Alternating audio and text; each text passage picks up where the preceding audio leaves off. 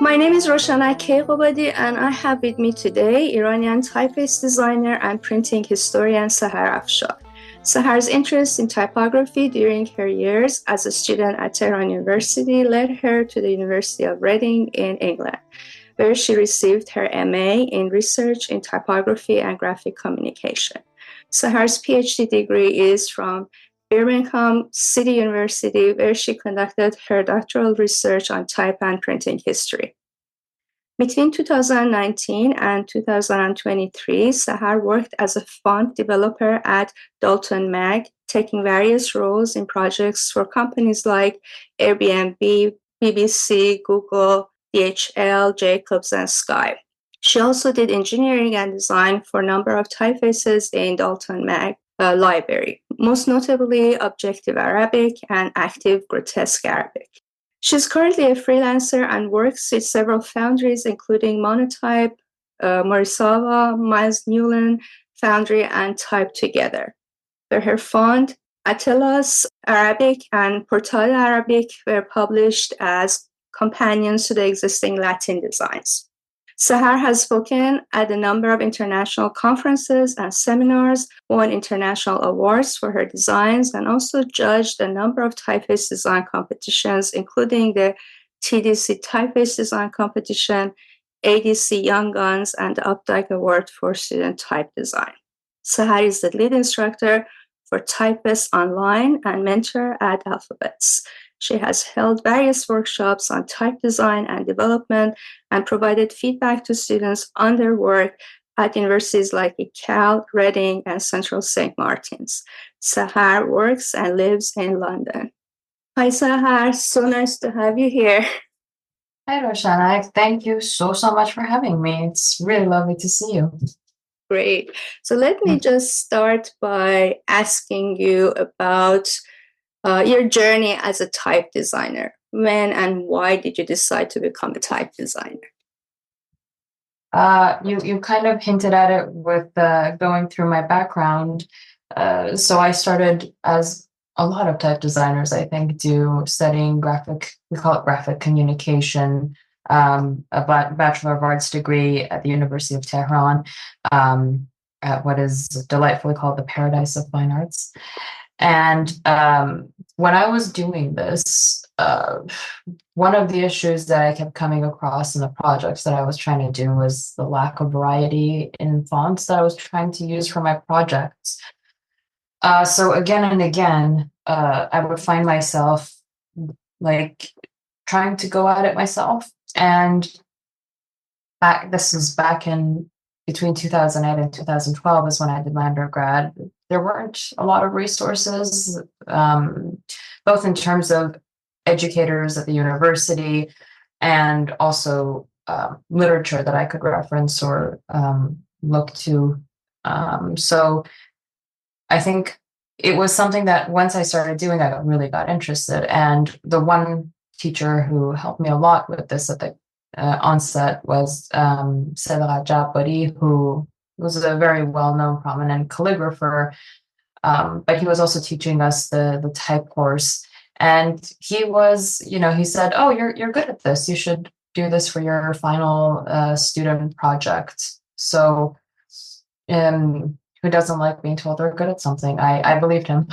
I felt inclined to believe him. So once I was done with my undergrad degree, I felt like, okay, I'm going to give it a go. There's not a lot of people doing this. There must be some sort of, I must be able to make a living. If there's not a lot of people, there must be, I don't know why. I think it's like the opposite. A lot of people say you see representation and that helps you. And I understand that. That makes sense. But somehow my brain was just like, nobody's doing this. You should do it. I was wrong. There were people doing it. There wasn't really a proper community, and it wasn't well known back then.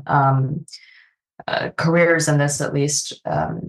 So my first sort of instinct was to look for further education with specific focus on type design.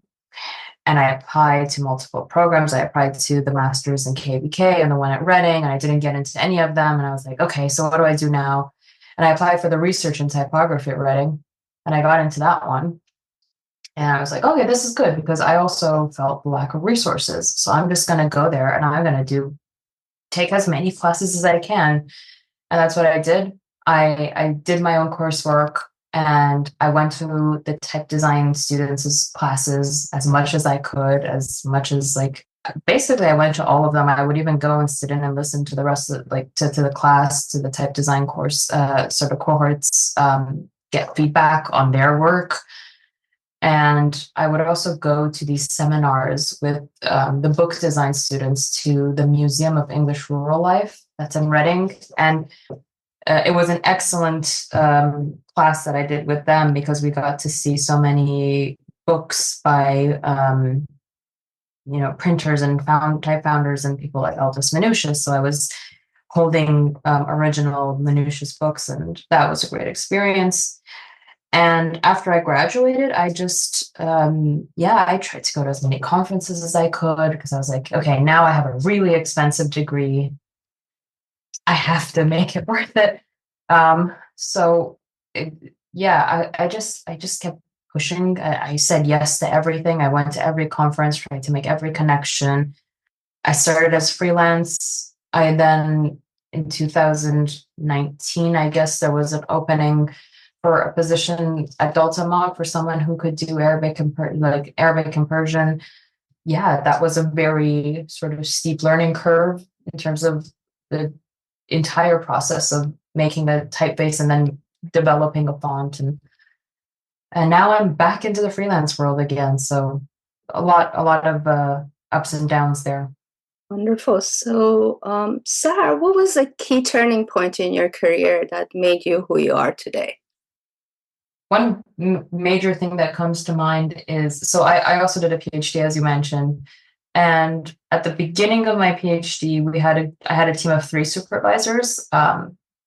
There's Caroline Archer and Fiona Ross, who stayed on as my supervisors. And at the beginning, I had a 3rd supervisor. His name was Christopher Hill, Dr. Christopher Hill. And he wasn't in the design realm of things with regards to printing history and culture. He was more on the side of like looking at it from a sociocultural lens, sociopolitical lens, let's say. And I think at some point he asked me this question of, right, so I was doing my research on Gurmukhi type, which is a script of North India. And it's a big story of why I was doing that. But anyway, I'm not going to go into that. Because I was working on Gurmukhi and I was thinking, okay, for my thesis, I'm going to need a Gurmukhi font. And I was like, I'll just design that myself. And I remember I was starting to work on this. And one day he just asked me, like, is it okay that you're doing this? And I said, no, sure. Like I got a bunch of books and I read about it, and I know how to do this. And I was like, no, not that. And I was explaining to him, it's like black and white. And once you train your eye, and I was giving him all these sort of explanations that I had heard others give me that had made logic to me and made sense to me. Sorry, at the point when I was hearing them. But he just said, like, I just mean very much like ethically looking at the building block of a culture, which is, speech, script, type, and printing. And this is one of those this is in that trilogy. Is it okay? And, there was no judgment there. He just sort of planted the question. And then we went on with our supervision meeting, and he never expected me to answer, but that stayed with me a lot. It really made me pause and think about, we sometimes when we're doing design work, we get stuck in sort of looking at things as forms, and perhaps other things start to fall to the side. So at least that was the case for me. And it really made me reevaluate that. I now hold very highly that part of our job, the part of for whom are we designing? Who are we to be designing for someone? What it means to be designing type for a script, it's a big responsibility, actually, if you think about it, especially when you think about writing systems like Arabic or Persa Arabic or Gurmukhi. There's millions of readers. So what are the repercussions of us learning on the job, maybe? So I think about that a lot. And I think that question of, is it okay to do this? Yes, you might be able to do it. You might be able to do it really well, but should you do it? For who are you designing? Those are questions that have stayed with me a lot. And I continue to try to really bring those into what I do or what I don't do. So that is the power of the right question, and also listening to that question. And a great teacher, just teachers, Yeah. I have so much respect for teachers, and one that makes you, makes you just doesn't try to do anything heavy-handed, just ask the right questions and lets you think about them. So how do you describe your focus in what you do in type design, in design in general? I mean, that's a bit of a tricky one. I guess, in design in general, well, it would be very much going into this, like, in a very practical sense. My focus is type design. This world is full of graphic designers that are so much better than I am. I don't think I should be contributing to that field anymore. So I don't. I'm very much now focused on type design. And then I work on Arabic typefaces. I work on Latin typefaces, which is the two writing systems that I grew up with, that I can read and write and communicate in their languages. Well, in at least one language that uses each. Then through my work, I've also worked on emoji and icons. So those are another thing that I enjoy quite a bit. So that's a very sort of practical response to that. And then, as we were discussing before, now I really try to think about the impact of my work and for whom I'm designing. And you were mentioning some of the clients I work for. Nowadays, I also think about that, like who the client is. It's very exciting to see your work being used on like you seeing it on the television or seeing it being used by a big brand. But then nowadays, I'm also very much questioning, well, this brand, what is their ethos? What are their ethics? Do they align with mine? And a lot of times with big brands, they don't. So it's kind of funny to be in a line of work that is very much sort of driven by the need of usually bigger companies that can have the means and budget to commission custom typefaces, but then also trying to be a bit anti-capitalist about it all. So then I should ask you, what is the project that you're most proud of? My not then, but now husband, I call him partner a lot. I think it comes from the Persian, in Persian we say hamsar, which literally means of one head. And somehow in my brain, that's like partner. And he hates it. He's like, why do you call me? My husband, Jose, he's also a type designer. When variable fonts first came out, there was this call for sort of an open call to propose variable font axes. And one thing that we worked on together was a variable font axis that was called glyph extension axis, or GEX for short.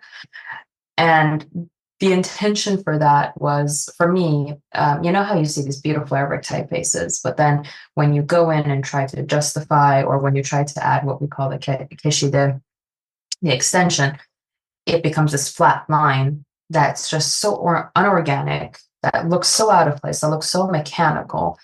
It just really breaks the rhythm, and it just sort of doesn't go with it's just not aesthetically appealing.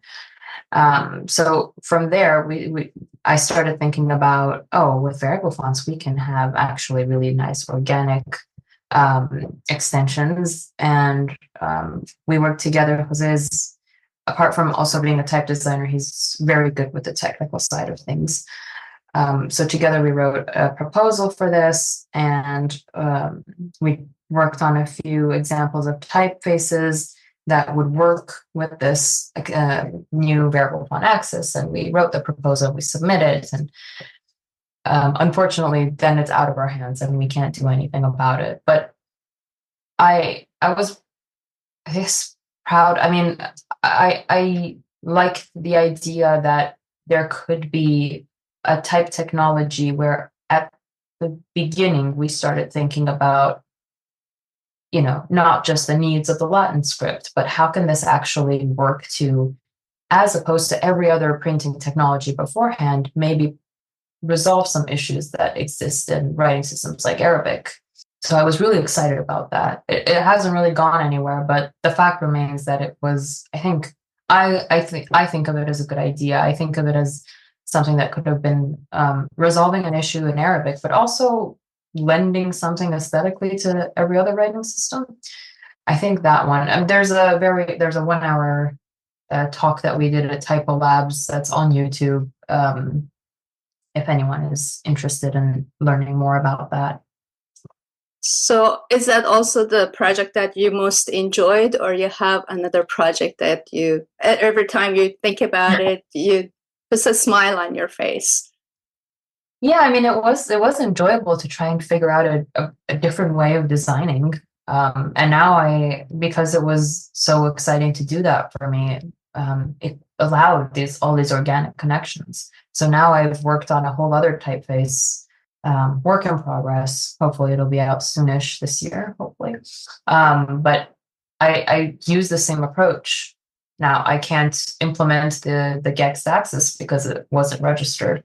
I mean, I could, but then it would be hacky and you don't know where it's going to work or where it's going to break. But in this particular instance, yeah, I really enjoyed that problem solving lens and looking at just a new way of designing, just breaking out of the box that type design software gives you, just trying to think of how does the script work rather than how do I work within the confines of the technology that's already there. I really like drawing emoji. It's so fun. It's not type, it's something different, but yeah, that's a fun one too. I'm hoping to, I don't know, carve out some time to do that again in the future. Let's see. That sounds like fun. So what is the project that you got the most recognition for? I mean, the gex one did get a good amount of really good feedback from the design and the more sort of technologically minded design type community as well. I think people understood the value of it, and people understood why it was important and what gap I was trying to fill. Well, we were trying to fill with that proposal. I mean, Portada got the TDC award. We're very happy about that. And so yeah, there's been these awards, but I think for me it's probably the gex one. There's other ones, of course, but I can't really talk about them. I've done quite a few bigger projects while I was working at Dalton Mag, but NDA says that I can't go into depth about those. But yeah. Okay. Mm-hmm. So what is about your work as a type designer that you find most difficult? So when I'm freelance, the difficult thing is, will I be able to pay mortgage this month? Very realistically, will I be getting work that I'm, because now I'm on my ethical high horse, and I'm like, work that I won't turn my nose up at. Well, it's not that really. It's work that will let me sleep at night. But it's also very realistically, will I be able to make a mortgage and all of that?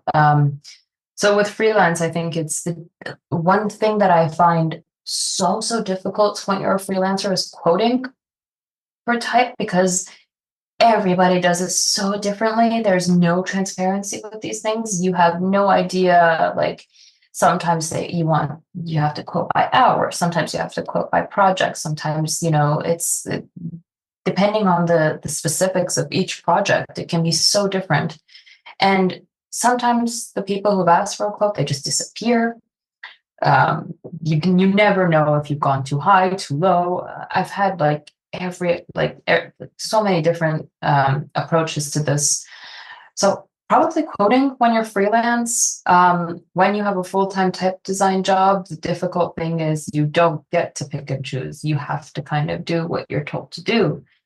And so much of your time is decided by somebody else who happens to be, I don't know, your line manager who gets you a project or doesn't get you a project. And you might be kerning for months and that's not very creatively fulfilling.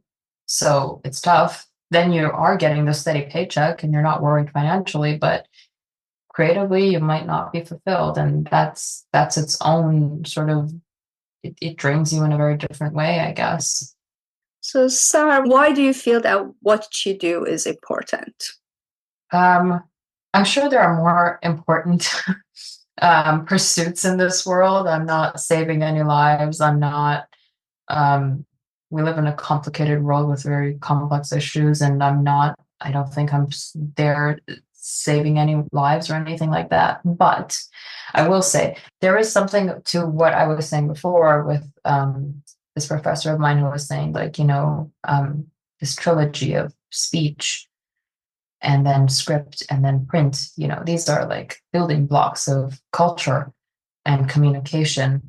And what we do as type designers is that we facilitate and we make possible diversifying how information is presented. There is definitely something there. I feel this very strongly with our own our own script, because there, you hear it a lot that there is a lack even now, a decade later from when I was starting. I still, there is a lot more. There's a lot more people designing fonts for our writing system, and there's more variety. But even now, I still feel that there's so much work that can be done. We have such a rich history and background when it comes to calligraphy, and I don't think that's reflected in type and printing technologies. So allowing people to, get that, achieve that specific tone that they want in their design, because 90% of design, it relies on, let's say, either type or letters, let's say, written information communication. And I think that there's definitely value and joy in making that possible. Right. So, what would you like your legacy to be? How would you like to be remembered? Oh boy, maybe also hopefully, because I also teach, so hopefully how I feel about so many of my teachers, I can leave some of that behind for students. So a good teacher, that would be great. I don't know, legacy, it's a big word. I have a PhD thesis that's technically in the British Library, so that will be there forever, and maybe until the end of humanity, 5 people will read it, because that's how PhD theses go. But I've already had one email from someone who said they read it, so I guess I'm down to 4 now. Um, but like once you have something like that printed, that's forever somewhere. You've done something, contributed with original knowledge. That's the point of a PhD. And yeah, hopefully what I said before, that, here was a person who contributed some new designs and made it possible, to communicate with a bit more variation in printed texts. Okay, so if you're looking ahead in like 10 to 20 years from now, what do you imagine that would be important in type design? So much of type design, I mean, with as so many things, is driven by economics and sort of the wider, what's going on in the wider world. Nowadays, I guess the thing that's becoming really big right now is AI. And I know that most creatives, including myself, are very skeptical about AI, are very distrustful of AI, because the first and main thing I think that's sort of been coming out the door with AI is like replacing creatives, right? Oh, you need a picture? Here, you don't need to actually go and take it. You need it, like, I don't know, like a piece of text. We will write it for you. I'm not quite sure. And then there's so many jokes and memes around it as well. Like, how would that even work for type? But, I think it's inevitable and it's coming. So maybe there's something there to look at in terms of, well, what parts of the process can be made, like those parts of the process that take a lot of time, that could be sort of redirected to maybe spending more time with the fun parts, the design, etc., while sort of the automated parts are taken care of more quickly and effectively, efficiently, let's say, not effectively. But in 10 years, hopefully also what we will see is, in 10 years, a lot of different people will be, because, the sort of the younger generations, you look at them and they are all very sort of, they seem to be better informed. It seems to me that younger generations are more conscious of their ethics, more conscious of their impact in the world around them, and better informed because of, I don't know, for better or for worse, social media. And I'm thinking that with that, and there's globalization is something that's happening more and more as well. So I'm thinking all of these people who are now maybe graduating or coming out of design programs, if they are going to be the head of committees and societies and conferences, and the ones that are starting publishing houses who are writing about type and, creating events or starting foundries, then hopefully that means it's all going in a better direction, I think. Wonderful. So my next question is more related to my own research and interest. I wanted to ask you, how do you see the position of Iranian women in graphic design, in the history of graphic design in Iran and globally? Right, of course. I mean, you have that wonderful, wonderful project, and I know that where you've documented a lot of women in the People's Graphic Design archive, and that came out of the book, right? Because I remember this book was published in Iran about like 100 influential graphic designers, and like what 93 were men, and that was just like all Iranian women, which is like 40 million of us collectively, took a gasp. It's like, how could, like, this is this really still happening? And it the position of the writer was a very defensive one. Yeah, it's kind of sad, right? Because it's still, and even now I still look like, what you can see on social media, for example, and events that happen, it still seems to be very heavily a male dominated field, design in Iran. So I think their position currently is one of a struggle to be seen, to be heard, to get the work. It's also a very patriarchal society. For those who are working inside Iran, it's very patriarchal, and men give other men. I remember when we were graduating, like, so many of our classmates, the guys were getting the internships because for so many reasons. But the male professors gave the male graduates the jobs, and that keeps happening a lot. I have a lot of appreciation for everyone who works against that. I think it's going to get better as well. There's efforts like, what you did, and hopefully we're going to see more of that.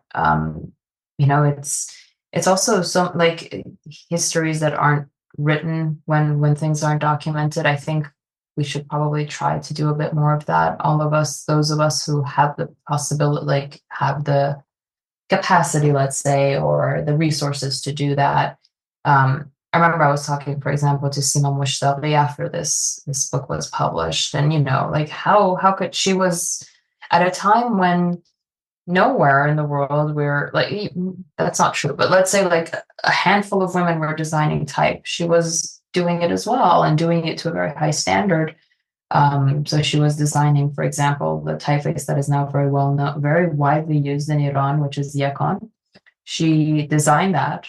She was working at her then husband Masoud Seper Studio, when she designed that font. She did it for BMI originally, and then I think gradually the IP was theirs. They retained that. But then when it was released, and now it's just known as something that was done by Masoud Seper, and it was not. It was done by her. And I think if you go and look, there's probably so many instances of that work where women just weren't credited. So I think it's important that these stories be properly credited. You can't have a history of influential graphic designers, 100 people, and only have 7 that are women. And I think one of the seven wanted to drop out of the book because of, yeah. And yeah. Yes, that is really important. The documentation, the same exact example that you gave about Yekan and working in a studio and not giving the credit for the work that you're doing. Absolutely. I mean, what do you think? Do you think that Iranian women are going, like, what do you think about that? What do you think about their position in graphic design, particularly the ones that are inside the country? I think the challenge is bigger, isn't it? I think the dynamic had changed a lot with the newer generation, what they're practicing now and how they choose to practice and how to practice with. So I see a lot of studios actually that are people in it are collaborating really. It's not like someone is working for another person. It's a collective work that they're doing. So that is a big step. And also, my effort was basically to show all these women were there. It's just that they were not recognized. They were pushed back to the margins for whatever reason, for many reasons. And just to see what was there before can empower the other women who are looking for people who are like them, other women who did the same work. So that would be a good reference point, and also how they think about their work and how they present themselves. And so I thought that it is really important to put down all of these histories. They become part of the not only Iran's graphic design history, but the global graphic design history. Yeah.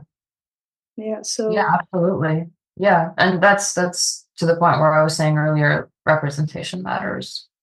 When you see someone who looks like you doing something, you think, surely there's room for me as well. Exactly. If this person can do it. Good. And it's not like that they didn't do anything, they were not there, they were there. It's just that there was like this veil put on top of them, and they were like pushed aside for many different reasons. Yeah. On a personal note, what do you do in your leisure time? That's so funny. I'm just gonna laugh and laugh until I start crying because I have a 6-month-old now. It's like, leisure time. What is that? We have this Persian proverb, right? That's something like wisdom is a comb that time gives aging men that have balded, or something like that. Not to say about wisdom, but about leisure time. Like I've always wanted to do so many things. My grandmother weaves carpets, beautiful, beautiful silk carpets. I always wanted to learn that from her, and like I wanted to learn pottery, and I wanted to do all of these things that were not cool to do when we were growing up. But when you get older, you start to appreciate the craft that goes into these things. And now it's just like I don't have time to do anything. My leisure time now looks like watching Bluey, which is a children's cartoon, and then like discussing the merits of Bluey versus Peppa Pig with my husband. It's like firmly landing in Team Bluey, or like it's very ridiculous, but spending a lot of time in parks and things like that. But I really like reading. I'm particularly into sci-fi and fantasy novels. So that is one thing that I still get to do whenever she sleeps. So there's that. Yeah. That's wonderful. Congratulations. That's a great experience. So, Thank you. Sahar, any final words of advice for the people who are listening to us? Advice, if you want to be a type designer, I think reach out to people who you think might be able to help you. So much of my career is I owe it to networks like Alphabets, or other women, especially who are in the type industry, have been wonderful to me. They've helped me from going to conferences to getting jobs, recommendations and word of mouth. It's still a small enough field, type design, where these things can matter a lot. Find your people, network, find your people, and network makes it sound so corporate. Just, yeah, I like the first one better. Find your people, make those connections, reach out to people. More often than not, people will be kind and help you where they can. Yeah, that's really my advice. Counting on the kindness of strangers, but peers, let's say. Well, that is wonderful. Yeah. Thank you so much, Sahar, for giving your time and having this wonderful conversation that I hope that will continue. Oh, 100%. Thank you so much for doing this, A, for inviting me, B, and C, for all the other stuff that you have done and are continuing to do for Iranian women in design. And thank you for all your efforts there. Thank you.